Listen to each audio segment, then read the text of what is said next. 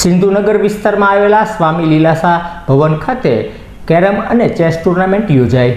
લાડી લોહાણા સિંધી પંચાયત અને લાડી લોહાણા નવજવાન મંડળ દ્વારા ચેસ અને કેરમ ટુર્નામેન્ટનું આયોજન સ્વામી લીલાસા ભવન ખાતે કરવામાં આવ્યું હતું। આ ટુર્નામેન્ટની અંદર અંદાજિત 100 બાળકો સહિતના વડીલોએ ભાગ લીધો હતો અને ચેસ ટુર્નામેન્ટ અને કેરમ ટુર્નામેન્ટને સફળ બનાવી હતી। ઉપસ્થિત દિલીપભાઈ જોબનપુત્રા, અશોકભાઈ કારિયા, મહેન્દ્રભાઈ ઈસાણી સહિતના મહાનુભાવોની ઉપસ્થિતિમાં વિજેતાઓને મોમેન્ટો આપી સન્માન કરવામાં આવ્યું હતું। जयराम जी की इन जीवन हिते पधारल पानी में